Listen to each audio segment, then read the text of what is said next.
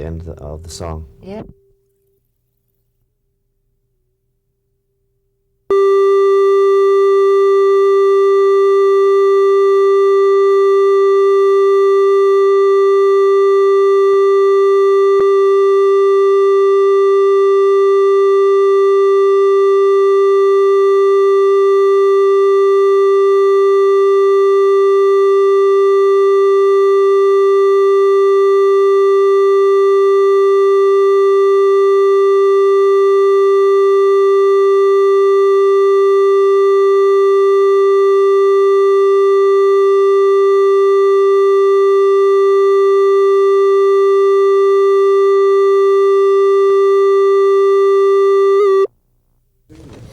Do you have a...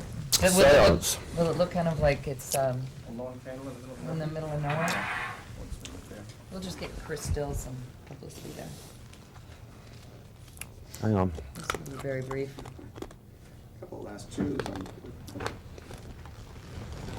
Last time I interviewed you was when your autobiography came out, which was very good. You don't have one with cover art on it yet, huh? Not yet. Damn. It's too bad. It's a great... I've been listening to it. It's really fun. Good, isn't it? I enjoy it, yeah. Yeah. Some interesting versions. Renditions. Well, that's how it was supposed to be, you know. Some took it more literally in terms of keeping fairly close to the arrangements. Like Cranberries, Dolores was, you know, they just said we wanted to just play it like you played. But then the voices threw it went right out of that whole Is syndrome. that the first single? No. Is the Dreams is, I believe. Yours? Ah, okay. Rumours Beats. Okay, great. Well, first, before we talk about the new one, I would like to talk about the old one, because obviously that's where Genesis is. I know the answers to these, but I kind of want to hear it from your mouth. How big a success is it estimated that the original Rumours album was? In numbers, or just what it meant to us? All in all. Well, it was a massive event. I mean, it took on a whole life of its own in terms of outside of the music, in terms of what it did to us as people. Put us on a massive roller coaster that was somewhat out of control there for a while in the 80s, but and number-wise, I think it's still the third or second most biggest selling album. It's probably 30-odd million copies. Wow. So Rumours has definitely found its way into a lot of homes all over the world. I heard there was a rumor that an estimated 2 copies of the album. A copy of the album. I've heard. One copy of the album was sold Every 2 minutes yeah. since its original release. That's amazing. Yeah, it's sort of hard to believe. It is kind of hard to believe. I just hope it continues. Yes. Do you think the tribute album will now cause a resurgence in people going out and buy the original on CD? I would say that the great thing about this album, Legacy, the tribute album, is that for the most part, it's all relatively new artists, really. So I think the whole fan base that they bring in terms of their following and so forth will definitely maybe poke a look at looking at the original work. That's normally how, that's how when I was young I used to go out and buy a Little Richard record or hear about a player that was playing on an album, and you go, well, what else did they do, you know? And then you go out and have a look. It's more of an education for someone who really enjoys listening to music. I think that follows. Outside of that, in terms of a big sort of commercial move, I don't think that really follows. But there's a lot of people that love music, you know, and I think they're the ones that are going to find that transition of listening and hearing artists that they follow. Many of these artists, of course, on this album, they're going to go, I wonder where they came from in terms of listening to the original work. That'd be great. And then they'll like start teaching classes in it in colleges. Like Yeah. Rumours 101. What do you think the reason for its initial success was? I mean, I know it's just great music, but culturally, was there some reason that this album took off as big as it did? Well, I mean, definitely one has to put it under the headline of a chemistry. It was a celebration of whatever this chemistry that really continues very much in the here and now with Fleetwood Mac. And it's still there. And on this album, it was... people were almost living out a whole period of their lives with us. And we were very almost over-personable in terms of our communication of our private lives. And I think that really stuck as part of going into to the Rumours album, because we'd enjoyed an album before that, Fleetwood Mac, which was the first one with Stevie and Lindsay. And everyone was just really involved with the band members. So when all that strange stuff happened to us, and the Rumours album was a testimony to that. It's like a diary, really, or as John McVie would say, a soap opera on vinyl. So it became another extra sort of texture to the music. And I also think that the chemistry and the musical blend that Stevie and Lindsay and John, Chris and myself had really came to the fore, having done the first album with them, which I thought was, a great album, and we enjoyed some great success with that. And then when Rumours came along, we were really consolidated, not personally, unfortunately, but musically. It was a real marriage that we were learning to get into what we were doing. Plus we realized we had the stage now given to us by our fans, and we really worked hard. Lindsay, for instance, was really realizing, God, now we can really take more care and time, and as we all did, but certainly that was the beginning of a really wonderful creative process with Fleetwood Mac in the studio, and that's what Rumours was the end product of that. It was really tight musically. Also, don't...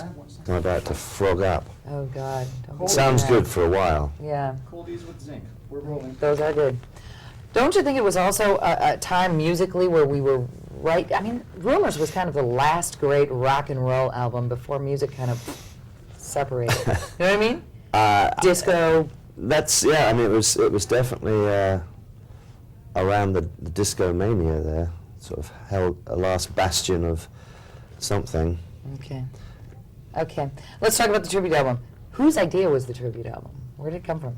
It came from, basically, I was just hanging out with an old friend of mine, Richard Dasher, and I'd suggested doing this, and he said, you should do it, so I did it, and we brought it to Atlantic, myself and Carl, my partner, manager, wife, no. And just started throwing around the ideas of doing the project, and also my whole mindset, I don't think it's any secret, has always been a somewhat protective one of Fleetwood Mac and living and breathing, and that's what I've done in Fleetwood Mac. And I felt that it was a really safe thing to bastion the whole project in terms of taking care that it came out how I think it should.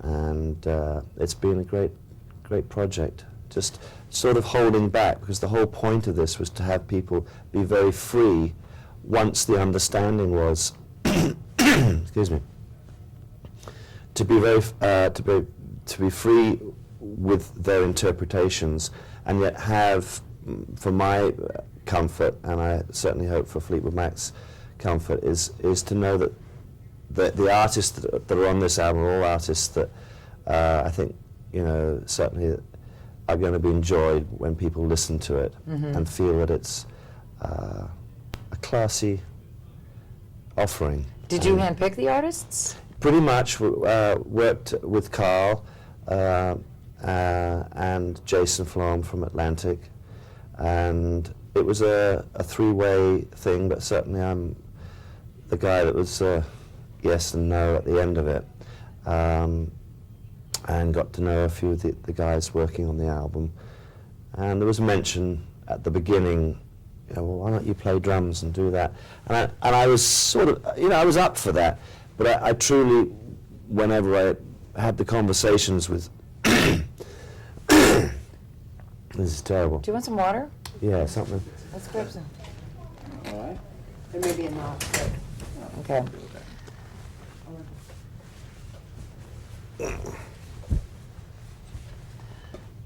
I was interested in knowing why you didn't take this to Reprise. It's Atlantic, and your Fleetwood Mac's label is not Right. Atlantic, right? The enthusiasm, believe it or not, really wasn't there. Really?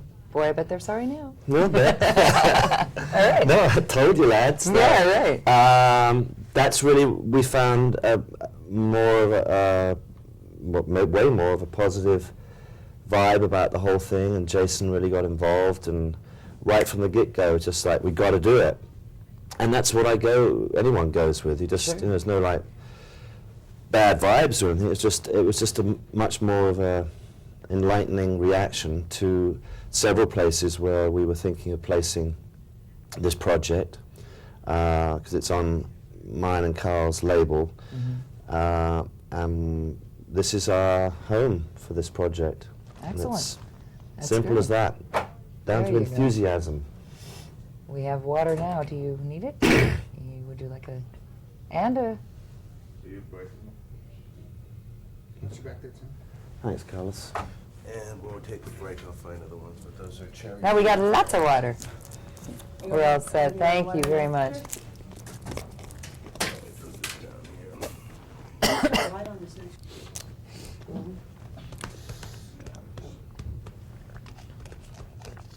Is this stuff okay on the floor here? Yeah, it's fine. Yeah. Okay. All right. All right. Okay. Okay. Oh, Sorry about that. Don't worry about it. A lot of young bands on the tribute album, Right. yet there's Elton John. That's kind Yeah. of an interesting dichotomy there. How did he come in? Phoned him up. You did? Yeah.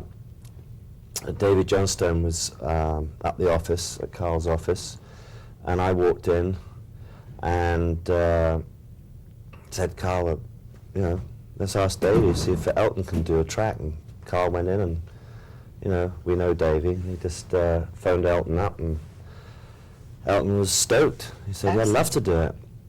And I was actually in New York, on the road a little while ago. And Elton phoned me up, I think it was from Atlanta where he lives. Mm-hmm. He was finishing the vocals, he just finished the vocals and put his piano on and phoned me up, and my wife said, Elton's on the phone. I said, oh great. He picks up and said, Mick, I've just done the vocals, and it was great. I'm very flattered Yeah. to have Elton on the album. And certainly he's always been a Fleetwood Mac sort of supporter. And in the 80s, when I think he was living a little bit more in Los Angeles or something, I used to see him, he was quite often up at Christine McVie's house. So it's very appropriate, that he's doing a Christine song, Right. Don't Stop. That's great. And now maybe you guys can do one on his tribute album. Hey, I'm definitely got the sticks, can play. Yeah. But Elton is, by way of being the sort of the elder statesman on the album, and Don't Stop it's a classic shuffle. Sure. So I know that he probably had a lot of fun doing all his piano. It's like really good. He's a great piano player. Yeah. I mean, sometimes, Elton just writes so many great songs, and his voice is a given. And it's like Nat King Cole. Sometimes you forget what a great keyboard player he is, Oh, this- Like Nat King Cole was like, Right. his first love was playing the piano. He said, well, singing's okay. But of course his voice was magical. You do forget that about Elton, especially lately, because he's done so many ballads. And Right. And it's lots of piano playing and organ playing and some wild organ playing at the end of the song. Yeah. All right, great. I'd like to talk a little bit about a couple of the other cuts. The Matchbox 20 cut is very good. Yeah. How did that one come together?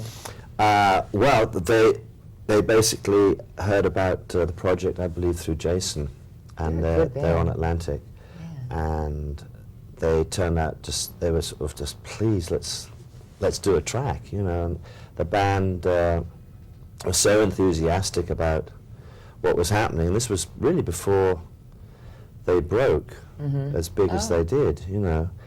And I listened obviously to their album and the music they were doing, and just said, like, great, you know, great band, and they're real. You know, last night they came up to me and they'd met Lindsay, and Lindsay had said how great a job you know, their version of the song was, and they were so thrilled, you know.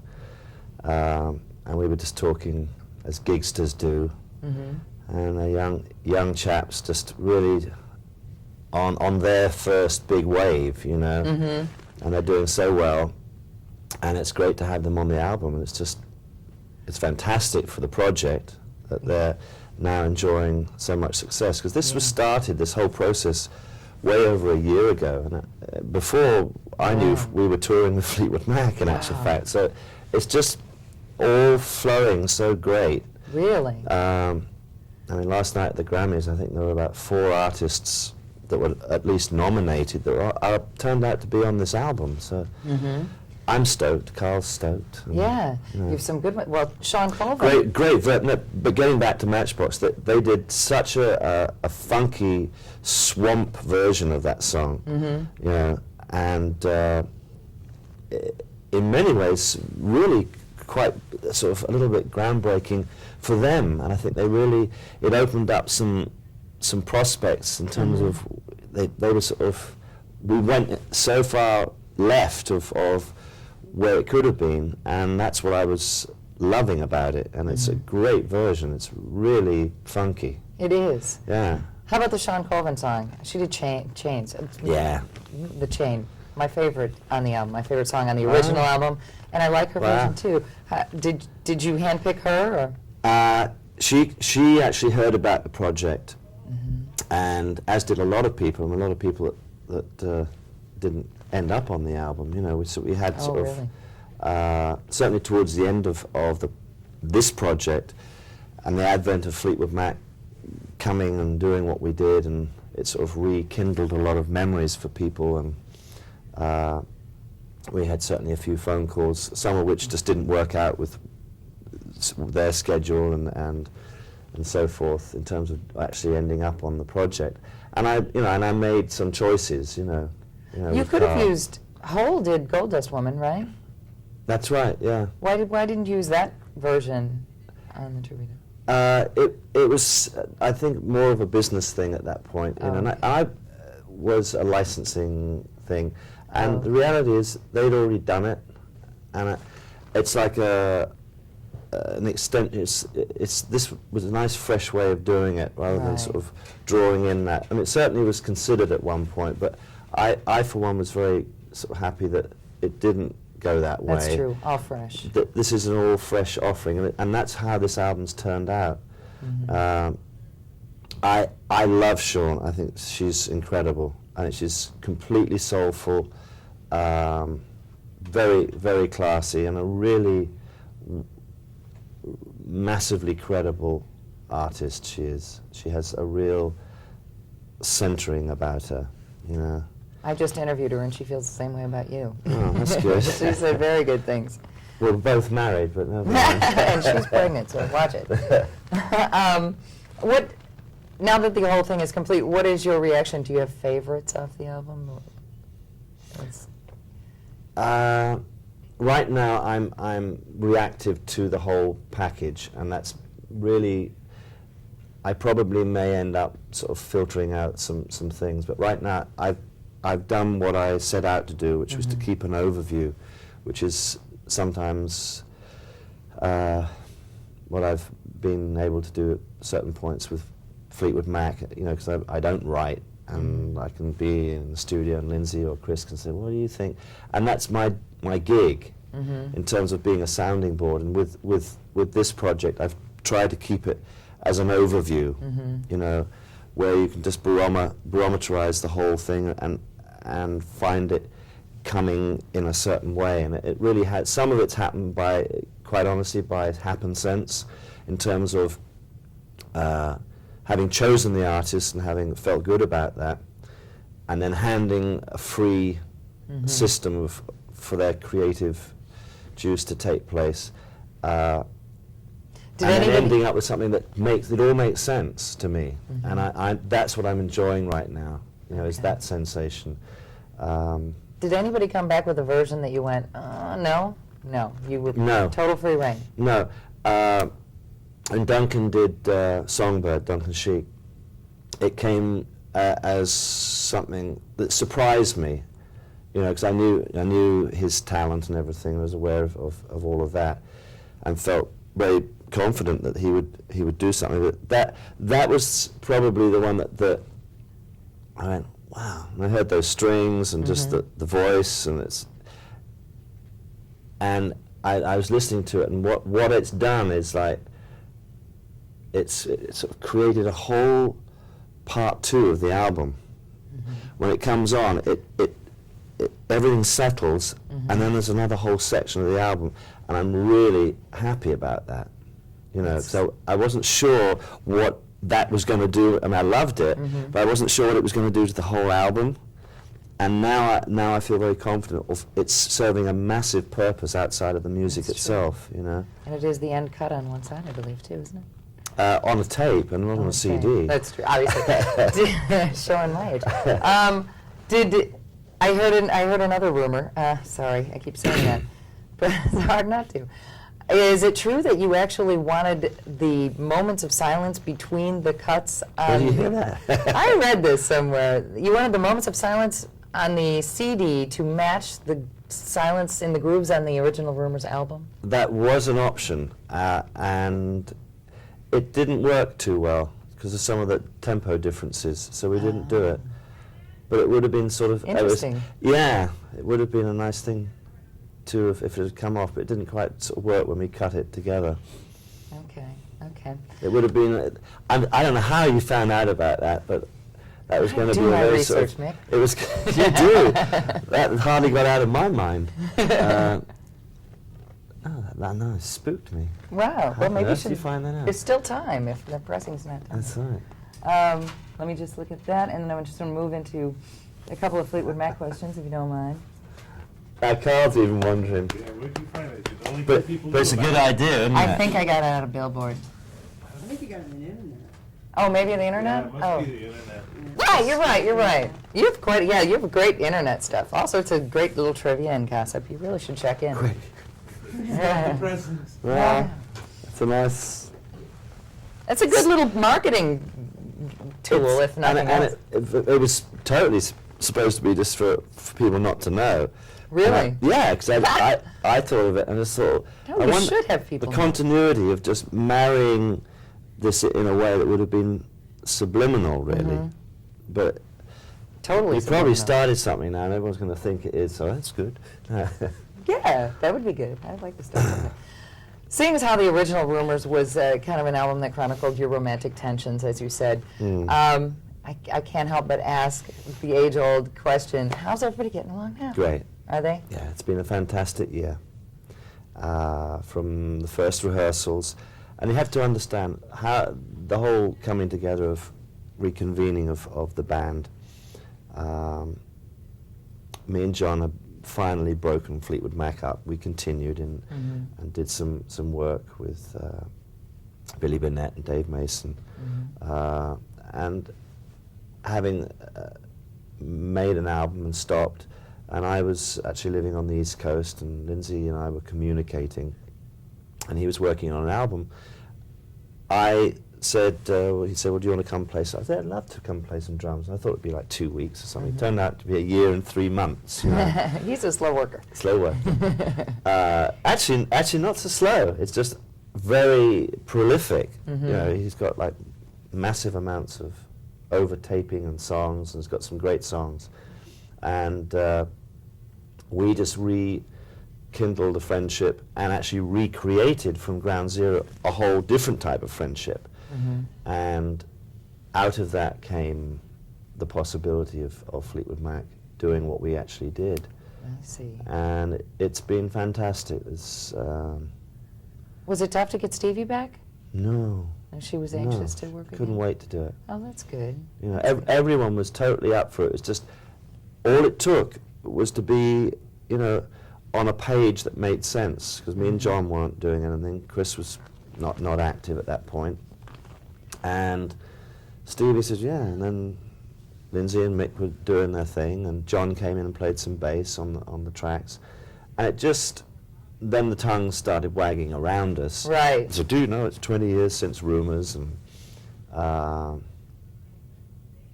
then Lindsay, you know, certainly thought about not whether he was going to do it, he just didn't know when, and said, well, let's do it now. This is a good time to do it, and I'll stop work on my album, which we did. And we've had a fantastic year, and it's been very happy.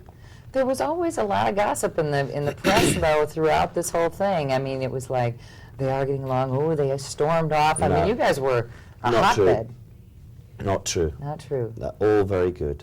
All Good. very good, totally above board, no button pushing. That's It was good. great, you know. Having come out of the tour, you know, obviously we're being asked, you know, when we're going to do some more touring and stuff with this album, because it's been so successful for Fleetwood Mac. And at the moment, Chris isn't very keen on touring anymore. And, you know, Yeah. certainly four of us are quietly disappointed Yeah. that we're maybe not going to be doing that, but we're working on it, and we'll see. You know, and we're at a nice point where we have choices, you know, but I can basically feel fairly damn confident that you'll hear more studio music, newly That's- created music from Fleetwood Mac, because we realised that it's just so easy for us, and it's been fun, and it's been way over and above anything we expected. I don't think we expected it to be a failure, but what happened was truly a major event for us. You never expected to feel the love? I mean, No, you guys, and to really be enjoying it. I mean, I know Lindsay really very well, and he's very forthright in an interview. If he was sitting here saying, you know, I had no idea this was going to be like that.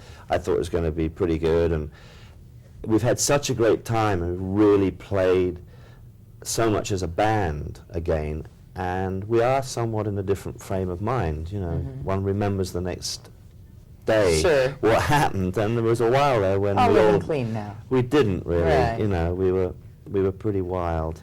Yeah, I was going to say, how long has it been? How long had it been since you actually had been on the road?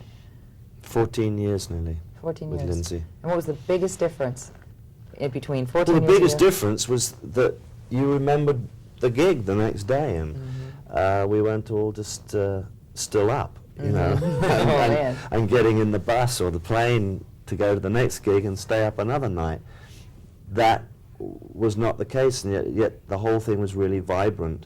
The band was a lot more consistent and energized, to be quite blunt. And speaking from, I have to pound away, and I'm, you know, I truthfully feel the band's been playing way better than we did 20 years ago or so.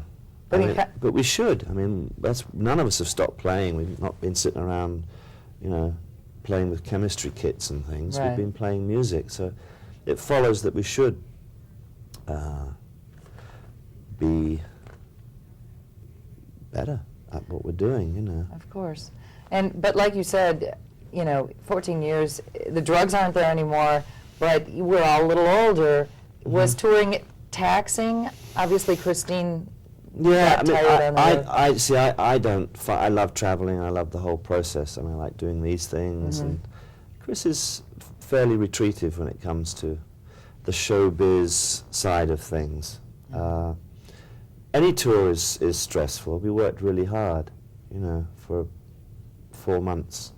It's been really a whole year of rehearsing and doing the TV shows and the whole thing, where one's dedicated time out from anything in your private life to Fleetwood Mac. And that's the very thing that, you know, Lindsay ran away from, you know, all those years ago. It's like Fleetwood Mac was taking so much of his time, and then it started taking time away from his creative process that he wanted to explore on his own. Right. And at that particular juncture, he just felt, plus there was some, emotional issues that weren't very pretty at that point. Just we were all unhappy, with each other. Right. So he got out, and in the circumstances was well advised to get out. And that's, again, what enabled him to come back, because he was so strong within himself. And that's where we're at now, is controlling Fleetwood Mac so that we all don't have it take over in the way. And I've got to watch it, because I always, I'm always pushing, let's do this, let's do that. And So how can you I've got gently prod Christine back to the band? I don't know. I've got this prayer rug.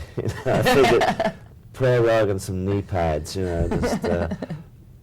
But we will see. But That would we're be all great. happy, and we're And you're all respectful. still alive. We're all still alive, especially me. You look great, by the way. Thank you. You look great. I think I'm